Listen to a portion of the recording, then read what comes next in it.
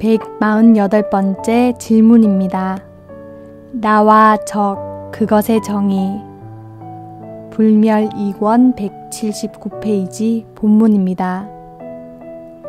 모두가 나의 잘못이라고 치부하고 살아가려고 해도 나를 힘들게 하는 사람들을 보면 적으로 느껴지고 싫어집니다. 도대체 무슨 업을 지었기에 이리도 힘들어야 하는지 눈물도 많이 흘렸습니다. 웃는 얼굴을 하며 다가와서 제 마음에 상처를 내고 돌아가는 것을 보면 역시 나 혼자뿐이라는 생각밖에 들지 않습니다. 적이 없는 평화의 세상에서 살 수는 없을까요? 답변입니다. 내 안의 일체 180페이지 본문입니다. 해양 카페의 법문 속에 모든 답이 있으므로 읽은 다음에 질문하라고 한 것이다. 그리고 간절한 마음만 가지고는 깨달을 수 없다. 이 질문에 답하려면 깨닫게 해주어야 하는데 한마디 글로 깨달을 수 있는 사람이라면 이곳의 글 하나만으로도 깨달을 수 있을 것이다. 수행이란 그렇게 급하게 해서 되는 것이 아니다. 천천히 차분하게 공부를 해야 하는 것이다. 자기의 어리석음이 그렇게 단순한 정도가 아니기 때문이다. 돌을 닦는 것은 세상에서 하는 어떤 일이 아니라 세상을 만든 신이 자기임을 깨닫는 것이다. 일체는 내 안에만 존재하는 것이다. 색은 내 눈에, 소리는 내 귀에, 냄새는 코에, 맛은 혀에 있는 것이고 감촉은 내 몸에서 느껴지는 것일 뿐이며 의미도 오직 내 생각 속에 들어있을 뿐이다. 그리고 나라는 것은 정신이 있을 때만 깨달아지는 것이지만 그 정신의 실체는 말할 수 없다. 나는 몸인가 아니면 마음인가? 둘 다라면 나는 둘인 것인가?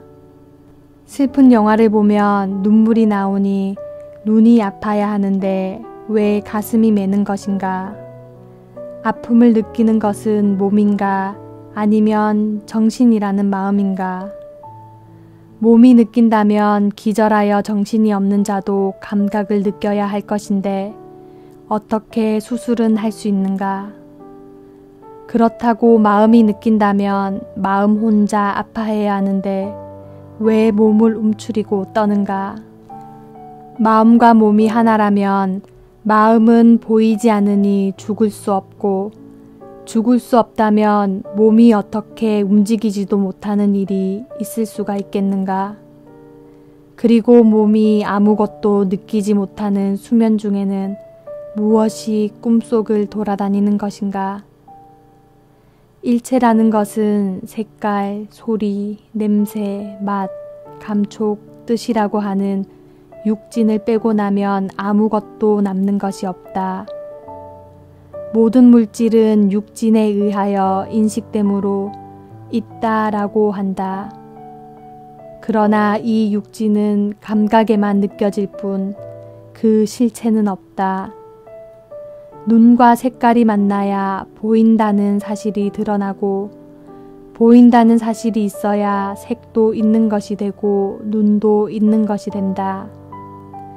눈이 없으면 색은 있으나 많아이고 색이 없으면 눈이 있어도 쓸데가 없게 된다. 무용지물인 것이다. 태울 것이 없으면 불도 있을 수 없는 것처럼 그러나 색을 보려면 눈 자체에는 색깔이 없어야 할 것이고 소리를 들으려면 귀 자체에는 소리가 없어야 한다. 만약 눈이나 귀에 색이나 소리가 있다면 이것은 눈병이 난 것이든지 아니면 귀병이 난 것이다. 코 역시 냄새를 맡을 수는 있지만 코 자체에는 냄새가 없는 것이고 혀는 맛을 느낄 수는 있지만 혀 자체에는 아무런 맛이 없다. 이렇게 감각이란 색을 비롯한 6가지 육진이 없는 것이므로 감각 자체에는 세상의 모든 것들이 본래 없다는 것이다. 그러므로 감각이란 정신의 작용이 분명하다. 그러나 육진도 있다고 말할 수 없다. 왜냐하면 물질은 허공 속에 있는 것이며 사라지면 역시 허공이 되므로 모두가 허공으로 만들어져 있는 것이 분명하기 때문이다. 그리고 물질은 분자로 이루어진 것이고 분자는 원자로, 원자는 전자로, 그리고 전자를 분해해보면 빛이 되고 빛은 허공이 된다. 그러므로 원소 기호는 모두 허공의 성분을 이름지어 놓은 것이라는 말이다.